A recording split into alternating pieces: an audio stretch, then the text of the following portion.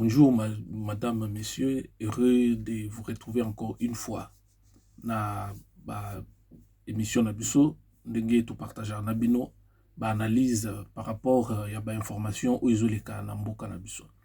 Naza heureux de vous retrouver sur la chaîne Nabiso ya YouTube, Joe Barouk TV et na page Nabiso ya Facebook, Joe Barouk les serviteurs.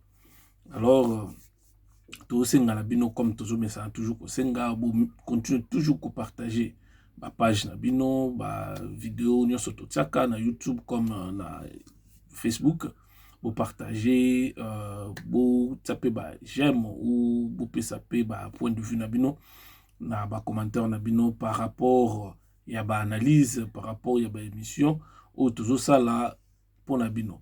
Et ça une sorte ya encourager biso ya koyebisa biso ndenge toko ça la directive ni toko kikozwa comment est-ce que toko kiko se conduire par rapport ya ba information biso au tozomona.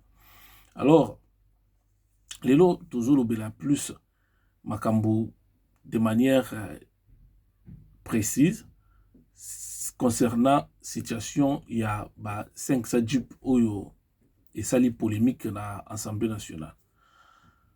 Bon, tout le monde qui communiqué, il y a Assemblée nationale où ils qui lit par rapporteur Nabango, que dit pour un basombiango par crédit. Bon, Waneza selon Bangonde Balobi. Tout le qui peut audio moko bowana ifuitaki na réunion moko boza qui ana ya président de l'Assemblée nationale na ba membre ya union sacrée et fuitaki ezo bake ba dipwana eza cadeau ya président de la République. C'est quoi otoye baté to ndimela nani azolo ba vérité. Parce que tout le monde ne s'attendait pas il y a réaction aux population ebina ko sala par rapport ya situation ya ba dipwana. Bato bakanisi ki bato bako acceptant on parce que comme ils ont union sacrée bazomona ke baza na aval ya batu nyonso donc bakoki kosala tout et n'importe quoi mutu akoloba bango azate. Là on en dit qu'on vient pas toujours siko aspect oyo yake eza ba jeep basombi na crédit. Mais pourquoi est-ce que comme ya ba jeep basombi na crédit pour ni ba brandisa qui directement te version wana ke basombi on a crédit. Pourquoi est-ce que président de l'Assemblée nationale a Rokinde à côté avec bah, membre il y a Union sacrée pour leur dire que eza nini cadeau ya président parce que ce qui va dire nae azoloba eza cadeau ya président de la République a c'est pas ba député par rapport il y a au basalaki union wana il y a union sacrée pour la sa majorité au yakala. Et puis ce qui a lobby azolo ba lisusu nini abike ba jipwana soki bazaki moteur mabe ba nga ba zongo kaka pona bango moko bato ya union sacrée ba nga pesa bato opposition te. Donc ce qui veut dire que eza ba jip te ke ba sombi na ba crédit de bazan comment ça fait que jip pas ko sombo na crédit mais président il y a assemblée aye batte ke ba jip pas ba sombi na crédit.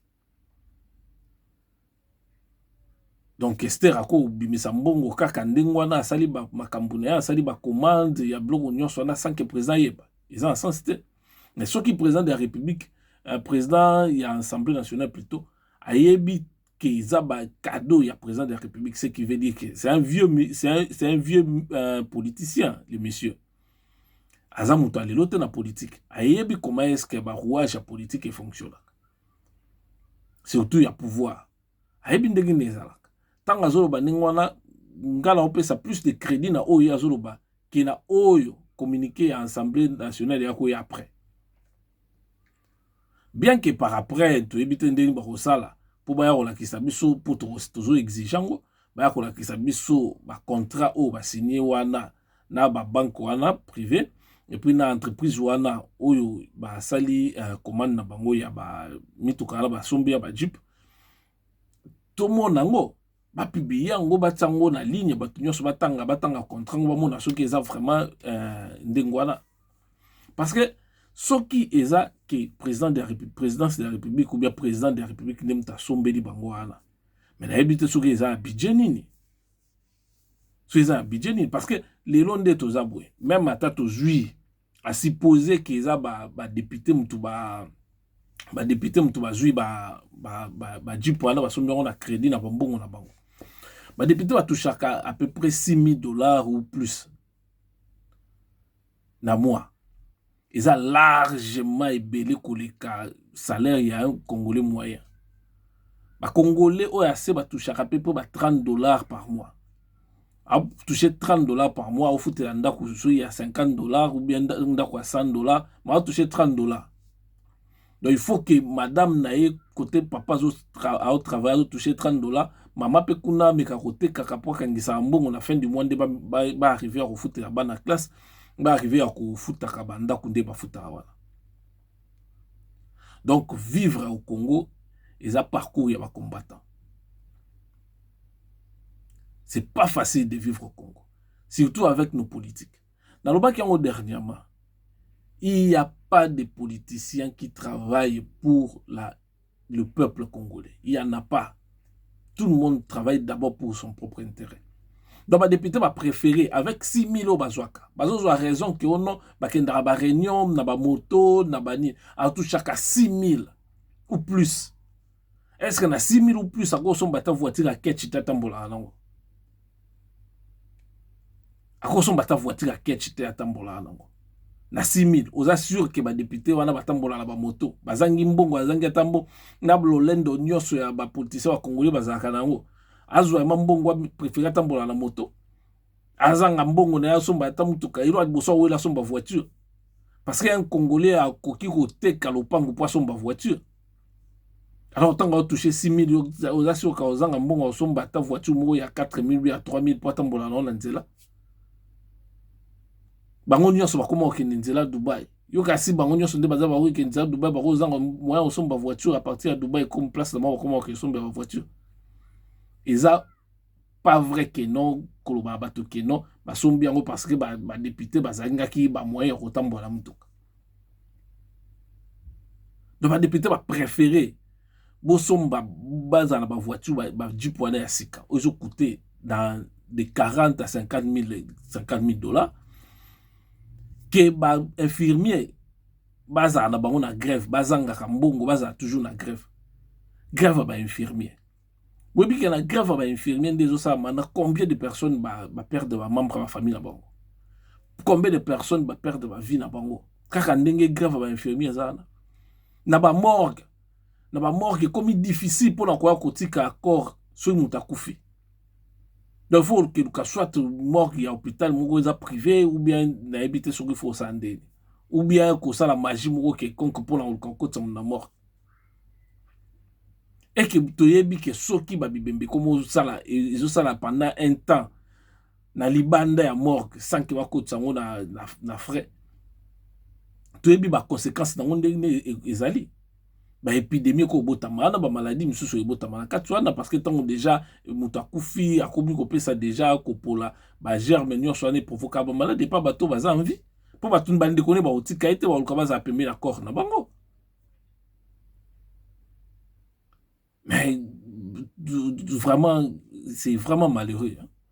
C'est vraiment malheureux de voir que les politiciens congolais continuent toujours à se comporter comme si les gangsters.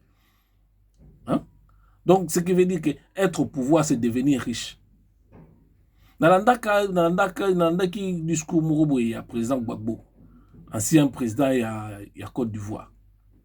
Abi, ce qu'on a comme riche, la vie, ça n'a pas à faire. Ce qu'on a comme riche, la vie, que ça la politique. C'est pour dire que quand tu es politicien, tu es au service de ton peuple, au service de la nation. Tu n'es pas politicien pour devenir riche. C'est le contraire qui se passe au Congo et en Afrique. Les gens n'ont pas de conscience. Ils sont dans la politique seulement pour s'enrichir, pour devenir riches, c'est tout. Ils ne sont pas dans la politique pour servir. C'est plutôt pour se servir. C'est servi eux, ces femmes, leurs femmes, leurs enfants et leurs amis.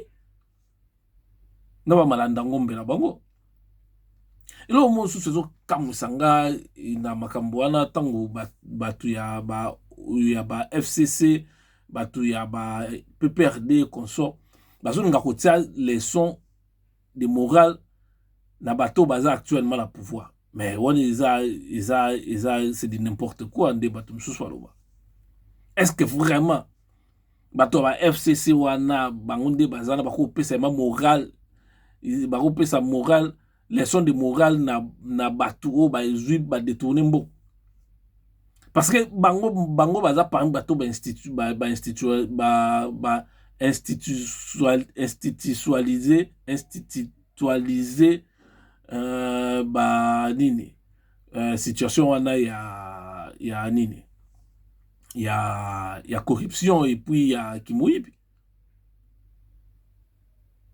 avec ba élection na yebite que to ba élection za kitrike tout c'est la plupart na 99% bato baza na parlement mutu moko te azaki élu na majorité vraiment normale mutu te na 99%. Baron nyonso baza na kati wana bazaki nommé. Alors puisque tous ces gens étaient nommés, est-ce que vous êtes sûr pour ba betek ba cop ba jou ba mbongo ba pesi koto ba financer par-ci par-là pour que ba soit ba place ne bazana, vous êtes vraiment sûr que ba tona ba ko y a vraiment pour en faire quelque chose en boka. Même les lobozo ba ke baza union sacrée, mais c'est baza ndenge moko bango nyonso. Ils sont là d'abord pour les intérêts, donc population jamais et qu'au candidat qui mbokana ba politiciens peuvent faire quelque chose. Non. Ceux qui peuvent faire quelque chose pour la mbokana les population yangomoko. Il faut toujours avoir ce genre de réaction à chaque fois qu'il y a quelque chose qui ne va pas. Comment est-ce que les politiciens ils s'enrichissent? Au commis ministre ndotonga bandako, commis député ndotonga bandako. Ozo ba ki oza noblesse ya musala. Noblesse ya musala par rapport à quoi? Si réellement c'est le peuple qui t'a mis là, tu es son serviteur, tu n'es pas aux chef net. Parce que c'est le peuple qui t'a mis là. Tu es là pour travailler pour ces peuples-là. Mais toi, tu veux d'abord que yo ose la bien. Ils ont quand même demandé à pasteur à Congolais bazala. Pasteur ne bazala que non hier aza bien, azo vivre bien, aza heureux, azo vivre bien, azo lata bien, azo lia bien, azo vivre bien na mwasi na bana na batunae. Mais ba oyo bazo ya na l'église na baza toujours pauvre. Et puis hier aza nazo kasu ko empauvrir bango, c'est le même système oyo ça ma pas politicien congolais. Akoya na pesino ba miette, pesino ba miette tant beaucoup joyeux bu pese confiance à que lobela bino na parlement. Il y a comme kuna akobi suko jouer contre bino. C'est le ba banka ke boto lukato sala ke to sala loi moko boye matela bato salaire. Et les ala ba ko yo kanate. Mais le ba la bango kaka ke nino loi moko boyezana ki yo kitsa salaire na bango.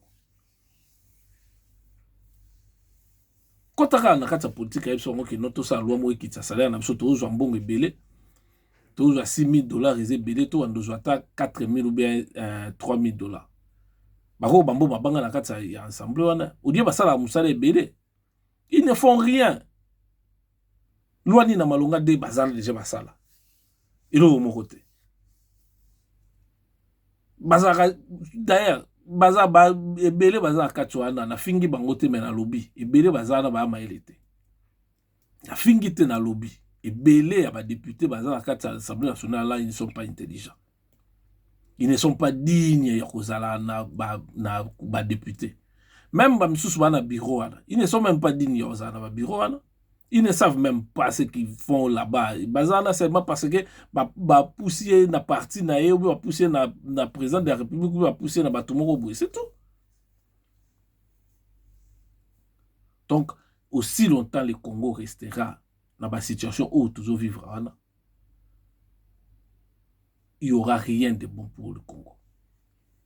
Il y aura rien de bon. Aussi longtemps nous aurons toujours les mêmes politiques là. Oh, bazo diriger Mboka, il n'y aura rien de bon. Alors, bato FCC ana, bino kutu, bopé ça va tous les santé. Bopé ça va tous les sons de moralité que non, il y a corruption à ciel ouvert, il y a corruption ceci, il y a corruption cela, il y a détournement. Non. Vous avez volé, saigné les pays. Hein? Bimboka, bo détruire en tina souka. Et puis, vous continuez à bâtir les lots parce que, avec complicité, il y a pouvoir en place. Ils ont fonctionné normalement sans problème. Vous avez gagné un bon. Or, ce balandeli bino ndenge ni bozwa ki bambongo wana banata. Kabila za kinga kati ya tongini ni bloko nyoso mnene ana ça coûte des millions de millions. Mutu moko tazo landele po bakeno mbongo atongeli yani utaki wapi parce que c'était un président azaki na salaire na etoye ba pété. Tu n'as pas payé salaire, mais tu as la bloc à ton gars. Et puis, ça, quand tu étais sans compter, on y a ailleurs. Ndaku, il y a GLM. Il y a Ndaku, il y a Ndaku privé. Il y a Ndaku, il y a l'État. Mais tant que comment on va Ndaku, on est dans compte Kabila, c'est grave. Comment est-ce que ça, c'est quel genre de pays? So bando lande makambo banda kwa bomona ke banda ko belé à l'état. Ils sont occupés par anciens dignitaires ou bien dignitaires au bazar lelo na pouvoir de manière illégale. Donc ce qui vous montre que na Congo il y a rien de bon. Il y a rien de bon. Donc nos politiciens vous préférez vos 500 jeeps ils ont coûté dans de plusieurs millions de dollars. Que bon luka moyen to luka to futana liboso ba futana liboso bo sisbo gelata ba mbongo na bino wana bo bataki ba futa biso non ata moitié en salaire na biso une partie et permettre que ba infirmier ba futa bango pour ba luka ozongela musala ou bien la présidence de la République même président yemoko akoyi po lobaki non ngambongo na ngabo gela ngo na ndozo salaire autant toyeba. Ah, bah, nga salaire na temps. A quitter salaire na ou bien déterminer salaire na. Il faudrait qu'on quitte sa salaire, il y a un politicien. On ne vient pas à la politique pour devenir riche. Surtout pas être président de la République pour devenir riche. On est là pour servir son pays, pour servir la nation. Mais la minute, ceux qui sont au pouvoir cherchent Yaku asseoir dans le pouvoir na bango, Yaku kotisango dans na katana. Ça fait 3 ans. On cherche d'abord il faut s'implanter. Donc ce qui veut dire que banda au mandature il y a 5 ans parce que dans 2023 puis les élections ça en côté donc nous sommes comme prolongement que ça en ango ba ça na bongelo mota il y aura rien de bon, il y aura rien là je vous l'ai dit. Ce qui le contraire de salami ils a bien parce qu'on est confondre mais pour le moment je ne vois rien. Tout ce que je souhaite, il aura bien ça. Ça, je le souhaite. Parce que je le souhaite qu'il y ait quelque chose de bon. Mais dans l'allure où vont les choses, il n'y a rien de bon à l'horizon. Il n'y a rien de bon à l'horizon. Donc, il faut quoi causer là. Peut-être, freiner par. C'est qu'on dit, tout le monde peut confiance pour l'en. Mais non. Ça ne se passe pas comme ça. Ça ne se passe pas comme ça.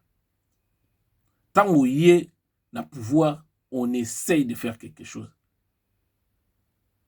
Il y a un programme, c'est très important, les Congolais. Il faut y voter bateau, pas pour un parti politique kaka. Pas parce que Azam te kolo na bino.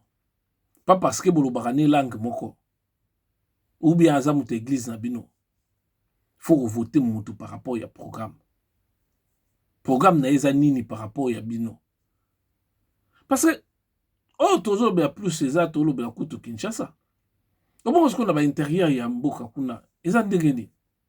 C'est le pire. Les gens, vivre dans la province Kuna, ils ne vivent pas. Parce qu'on survivre.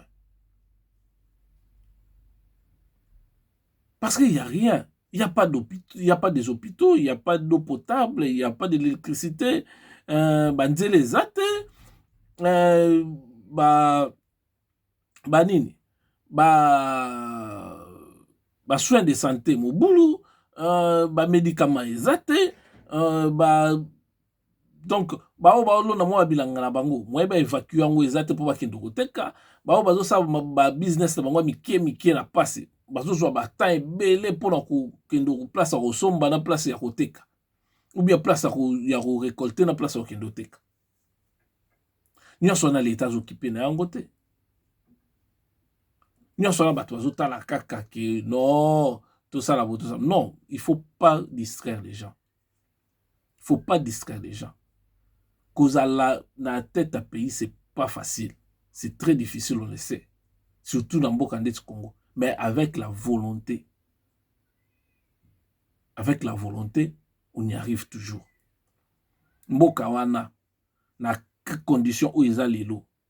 Si c'était un monsieur que j'ai toujours admiré, moi, malgré ma insuffisance, les vieux Étienne Tshisekedi, ceux qui aiment ta joie qui na 3 ans autres, il allait avoir beaucoup de changements.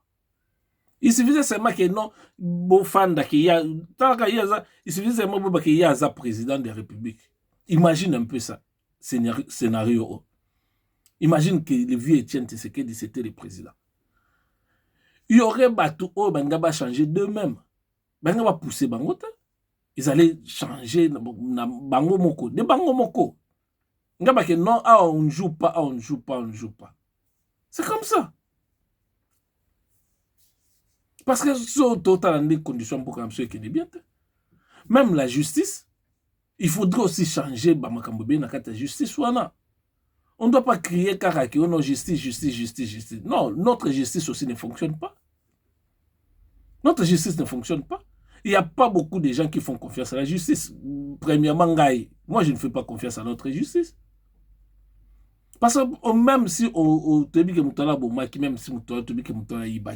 ne juge pas des gens par rapport à sentiment.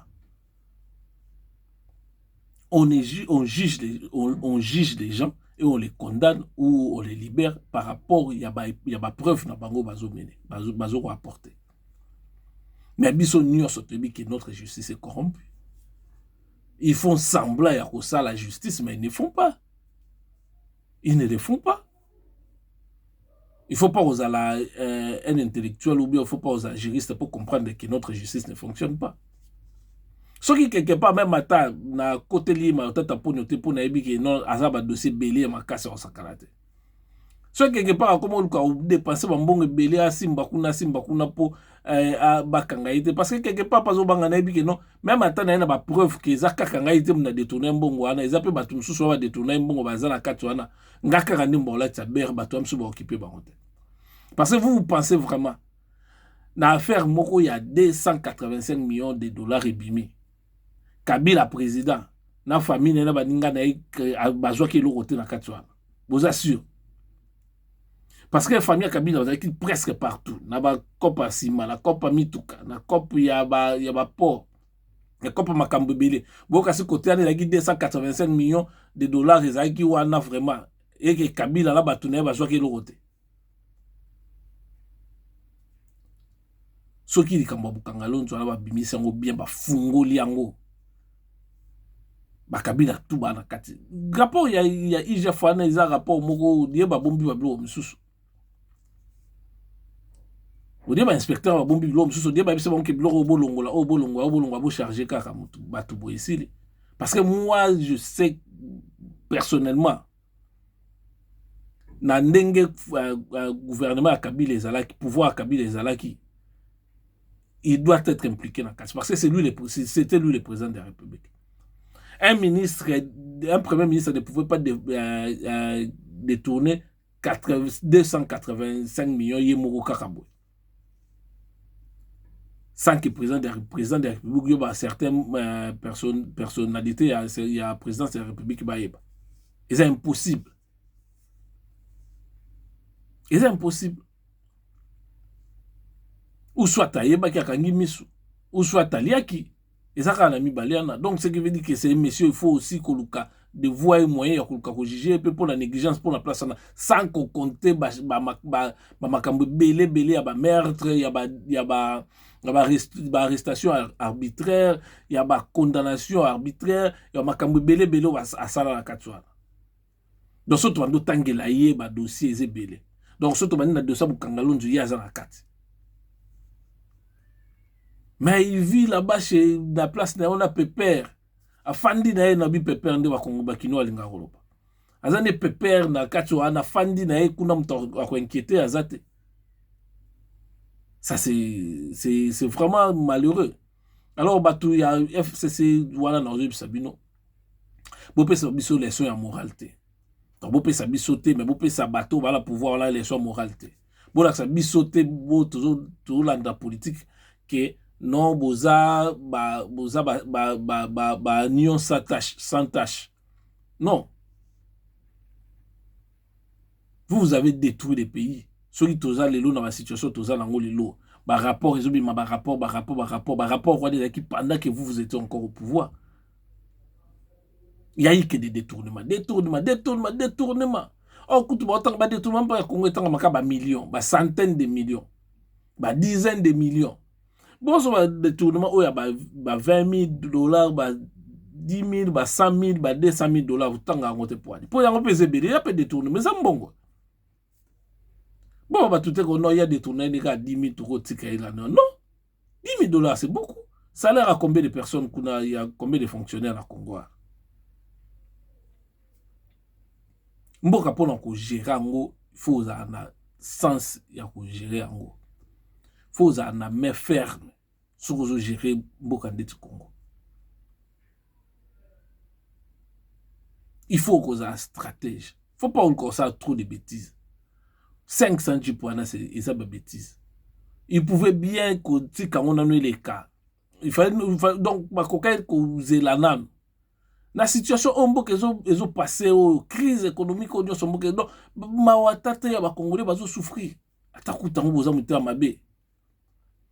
Atakuta bobi ke zambongo na bino bozo on a crédit on en disconvient pas mais est-ce que bino otambola makolo? Hein? Ce qui est un Congolais oiseau à 500 $ na salaire na une entreprise privée ça aza honnête na mbongo na azo zoana. Mazata na mwa voiture na emuka muke ya kimbambala zo tambola na yango. Au bon à combien plus forte raison yo ozo à plus de 6 000 sans compter ba cop de nous sous ça la kuna katna ba prime ya voyage na makamsus. Au cause en voiture. Vous avez m'assure que ko sabso que on ba député batambola ba moto bazotambola na ba moto bazotambola na ba taxi ba blo moi genre. Ce qui mutaza aza yemoko aza na ye azana organisé te. Ce que vous avez fait, yo zo wasi que mutako 6 000 atambola makolo. C'est qu'ils ont organisé te. C'est normal parce qu'ils ne sont même pas dignes d'être des politiciens. Noblesse, il y a un député dans le Congo, un député au Koutaye, dans Fimoko, il y a débauche, il y a des exemplaires. Voilà, un député. Un député qui a crié, car c'est ma pauvre maman, il a crié pour ne rien dire. Un asima bimi kuna kese ngana mbongo na bien quelque chose na eba pesa ekuna. Un député. Donc, Congo, ils ont mboka ya biso nyonso. Les abatu moko te bako ozana bakomi na pouvoir ba s'enrichir au dos ya ba Congolais nyonso. Non, les Congolais souffrent. Il faudrait que bino ba politiciens boza au moins la conscience. Ya koyeba ke il faut travailler pour la population.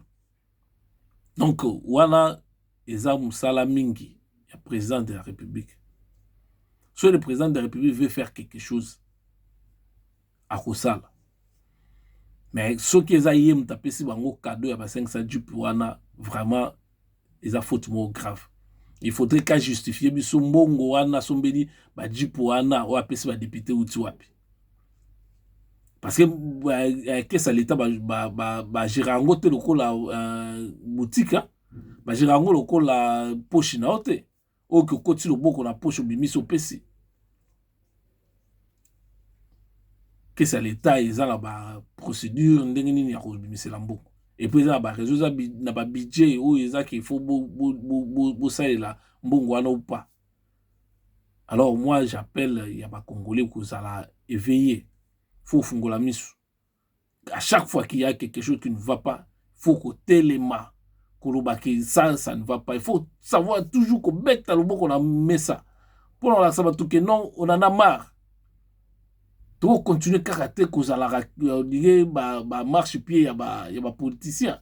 Hein? On dit ba vache aller na bango wana donc biso toza wana ka bango ba benda biso ka miliki ba benda biso ka miliki. Non. Trop c'est trop. Vous partagez, on ne pas battu nyonso. Ba mona, ba yoka. Vous partagez ba image, vous partagez ba vidéo pour qu'ils aient bien. Tout continue toujours dans le